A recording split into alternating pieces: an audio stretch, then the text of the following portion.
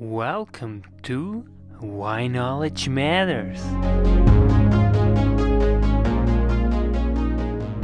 Welcome, Reuben Poupko. Hope you're doing well despite the difficult circumstances we all go through currently. Yeah, no, things are well. Things are getting better. That's the most important thing. Getting back to normal a little bit. Baby steps. Wonderful, at least. Thank you so much for being on our show today. I'm very excited, and I'm sure our viewers are also excited to learn about Judaism. And to start with, what is Judaism, Rabbi Poupko? You know, it's the Jewish people have been around for a long time. Our story goes back about 3,700 years, and it's the Bible story. It's the story of the Bible. It's the story of the Jewish people, and it's the revolution of monotheism is really what it is. We stand here in 2021, many centuries removed from the origins of Judaism, but some of the revolutionary messages of Judaism are as revolutionary today as they were when they were first articulated. And what I think people often miss out on or ignore is that monotheism is not simply a revolution about how you think about God. More importantly, it's a revolution about how you look at other people, because monotheism is not simply an abstract theological idea. Monotheism is an idea which compels one, or should compel one, to view human beings differently. And I'll explain what I mean by that. Judaism grew up as a culture, as a civilization in opposition to paganism. That means if you ask somebody in Quebec or Switzerland today, you say, who are the Jews?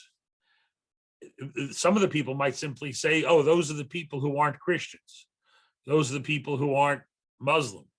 In other words, which is certainly understandable. Every identity comes with descriptives that are positive and those that are negative. When I say negative, I don't mean in an insulting way. I mean who you aren't, not just who you are, but who you aren't.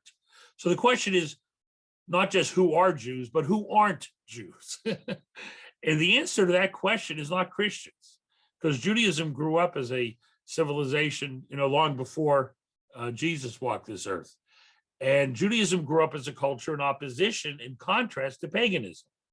So the answer to the question is who we aren't, is we aren't the pagans. And that's an important thing, because in the world of the pagan, there was a very different understanding of creation, of what a god meant. There were multiple gods. Gods had a physical form. Whether they worshiped the tree or the sun, it was something they could see. And Judaism comes and says, no, there's only one God. The God of Mesopotamia, the God of Egypt, it's one God. There's only one God. And when we say there's one God, that means there's one human race. Because in the world of the pagan, you and I may have nothing that is shared, nothing in common.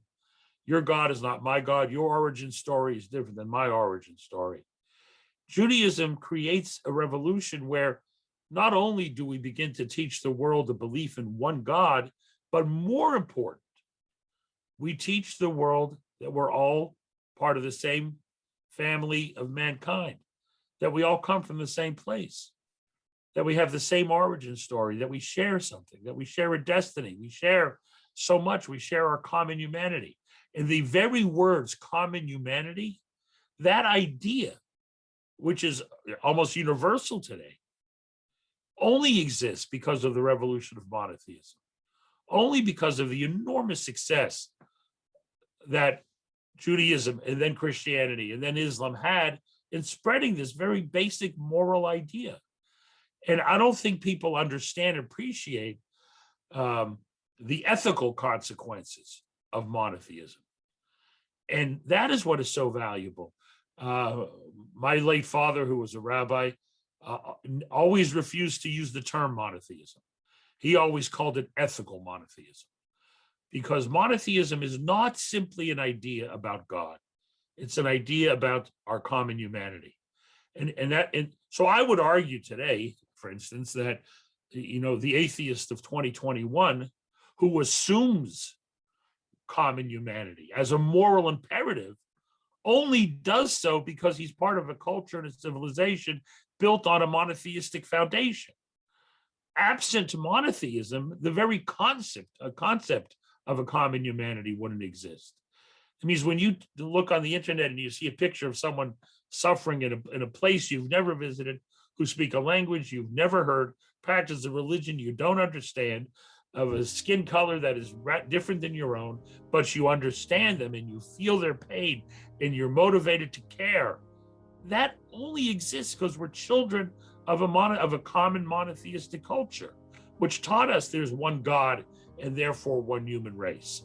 So that is one very essential message of Judaism.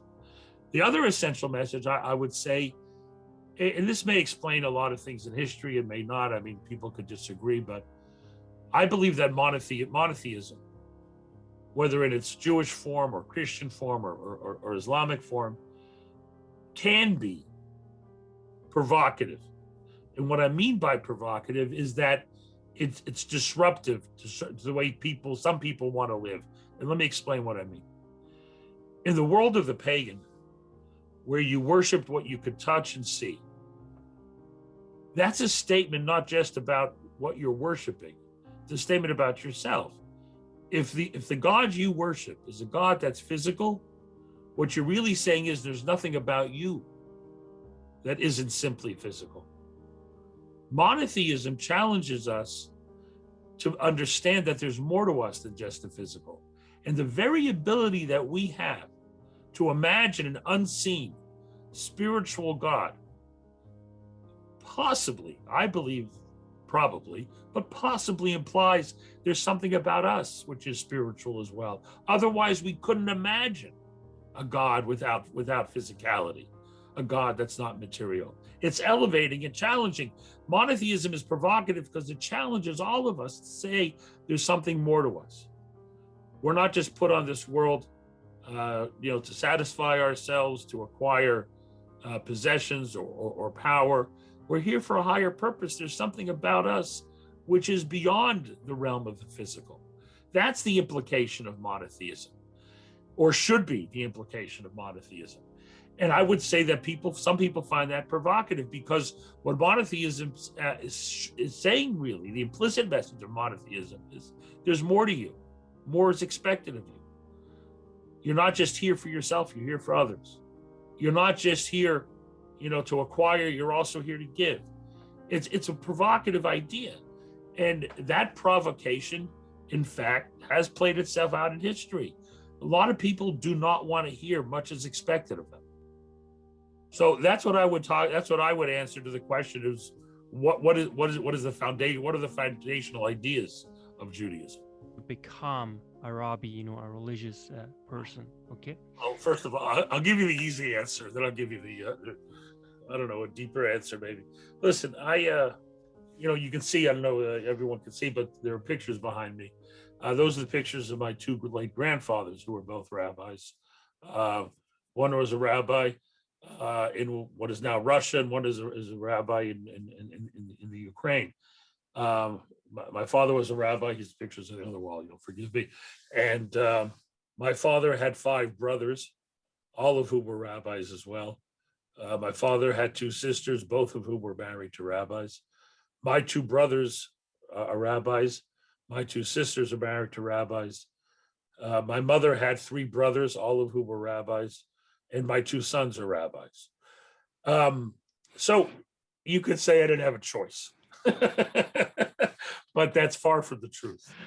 My father always encouraged myself and my brothers to do anything but we didn't listen to him.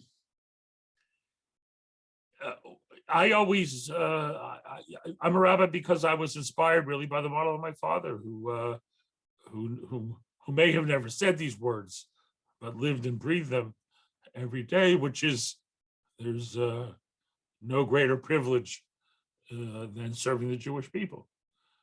And that's what I wanted to do always. And there's no greater joy in it than that. and that's important. And that was always the most important thing to me. There must be something, in your profession.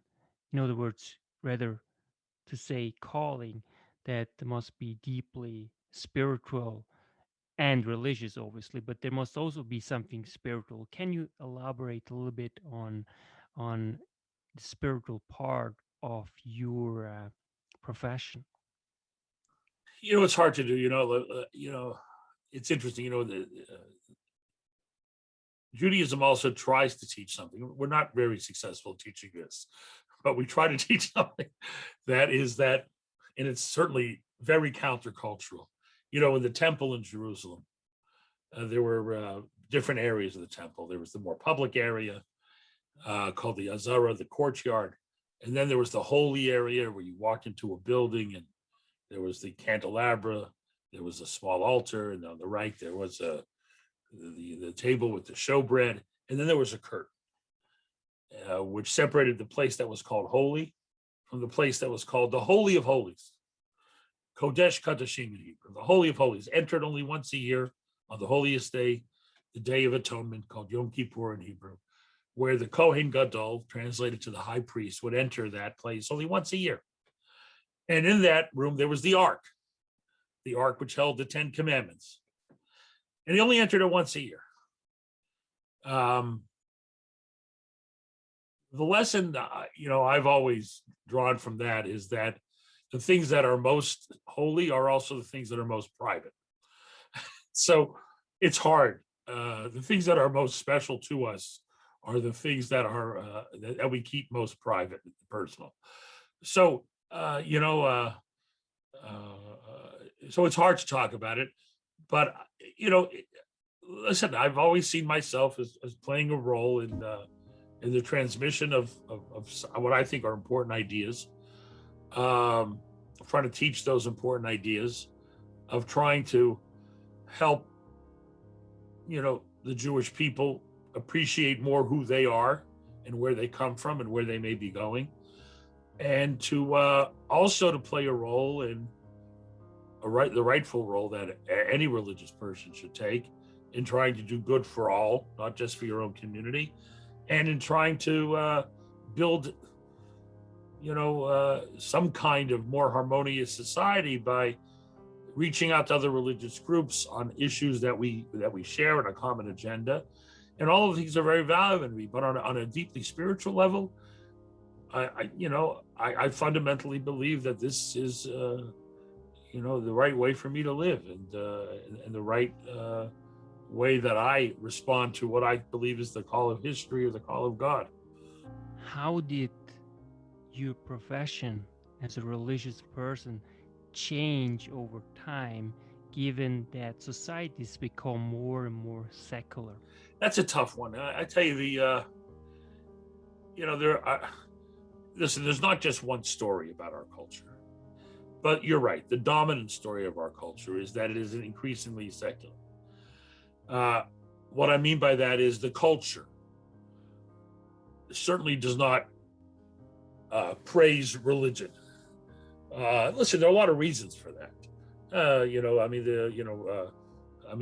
Rabbinic and all religious figures have been bemoaning this for about 200 years now, but it's certainly the non-religious, the anti-religious tendencies are very strong and very powerful today in our culture. Religion is mocked in some circles, underappreciated in many circles. During COVID, we saw this with the disregard in many places for the openings of churches and synagogues. And that's clear that religion, I live in probably the most secular place in North America. Quebec is passionately secular. They went from one extreme to the other. One day every church in Quebec was full, the next day they were empty. I mean, that's very simplistic, but you understand what I mean. It went through a massive change, and there are lessons to be learned from that. And there are lessons that people aren't learning from that. And I know this from my Catholic colleagues, not from my own experiences, where they now appreciate the overreach prior to the Quiet Revolution. And that when religious authorities enjoy political or temporal power, that's not always a good thing. That the separation between church and state, you'll forgive me, I'm an American, so I use American idiom on this, the separation of church and state is good for the church. It leaves us untainted by the cynicism that most people have towards government and bureaucracy, and that's good for us. It is so extreme here in Quebec that in the rest of North America, when you talk about separation of church and state, one is thinking about, oh, let's protect the church from governmental interference. In Quebec, when you say separation, what people think is protect the government from church influence. It's a very different way of thinking, which explains a lot of things about Quebec, whether Bill 21 or whatever, where there's this lingering concern from the past about government having, where church has too much influence over the public sphere. So yes, we live in a culture that is certainly antagonistic at many times towards religion. The values are not our values, the things we value. I mean, I was trying to explain this to somebody the other day. We talk a lot about how Jews lived in, a lot of crazy places and everywhere in the world and a lot of nice places. And, there was often times where Jews weren't, I don't know if you know this, Yannick, but not everybody likes Jews. I don't know if you ever heard this. There are people, I don't know if you ever met it. I don't know.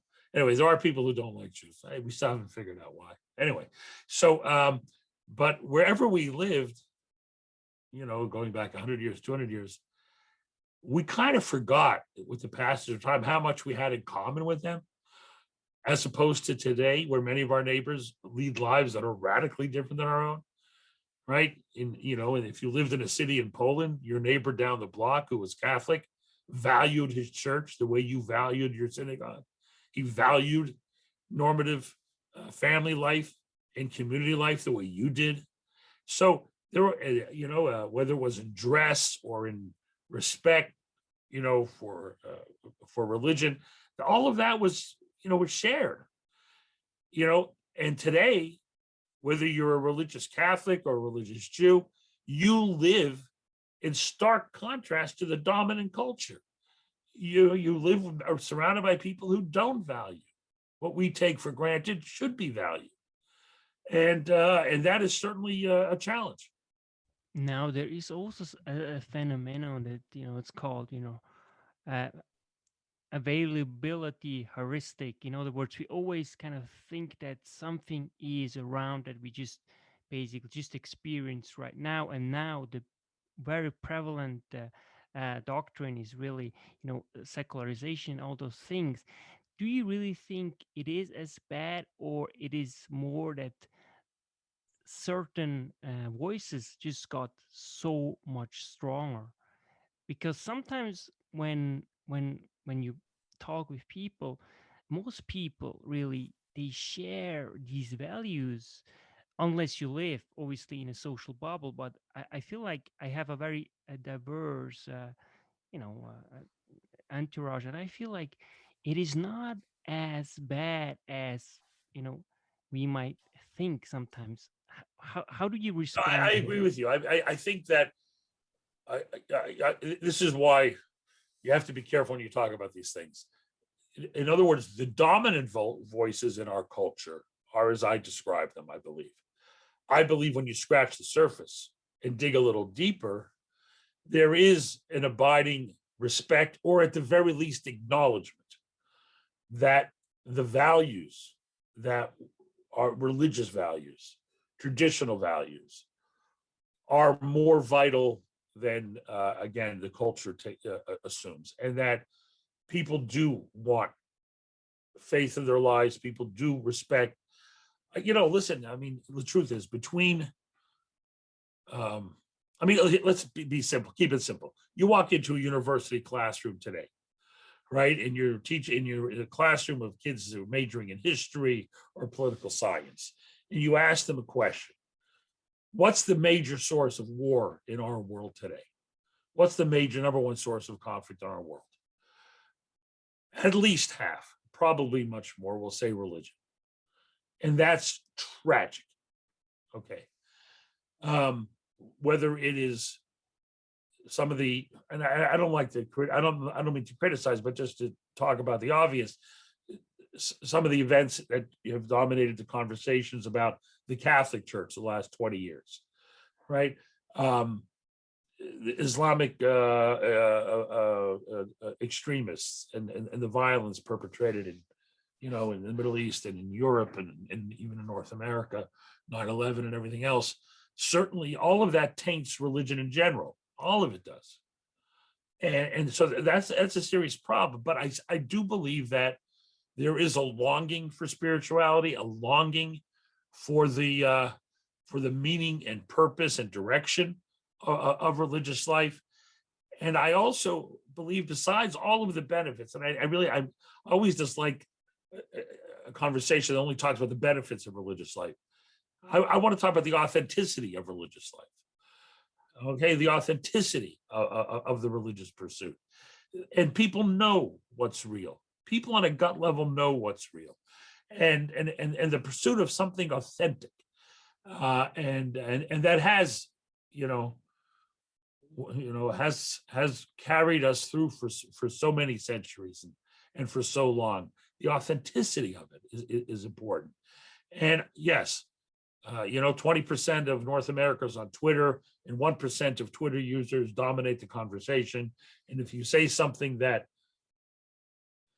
deviates from the new orthodoxy that is so powerful they are more fanatical than any religious fanatic I ever met, in terms of excommunication and denunciation and penance and words you're allowed to say, words you can't say. It's as if the Inquisition has been resurrected on the smartphone, and that's what's happened. Is that and because of that, there's a fear out there.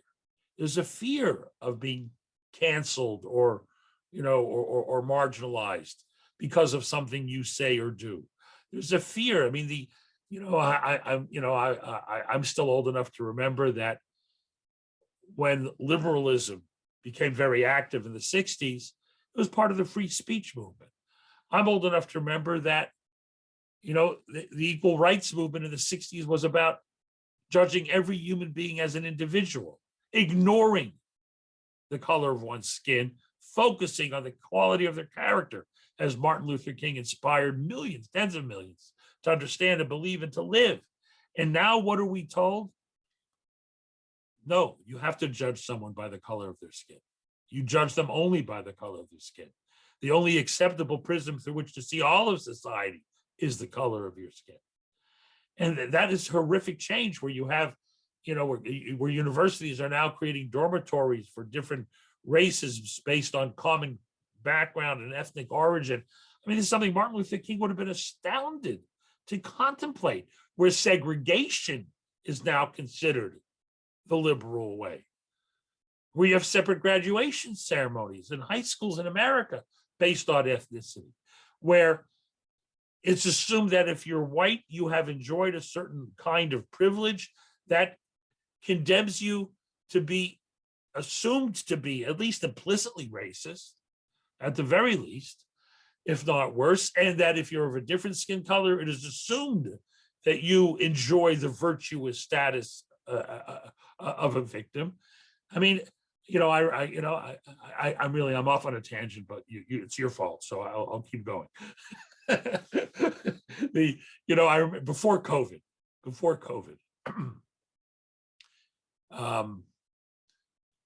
the issue that dominated the Jewish agenda before COVID was the extraordinary uptick in anti-Semitic assaults, particularly in places like New York and Los Angeles. Right, we had the shootings in the synagogue in Pittsburgh. We had the terrible shooting in New Jersey, and in Muncie, New York, a stabbing attack, violent attack on Jews. And, and every other day, it seemed, whether it was Williamsburg or Borough Park, another ultra-Orthodox Jew was being beaten up on the streets. Okay.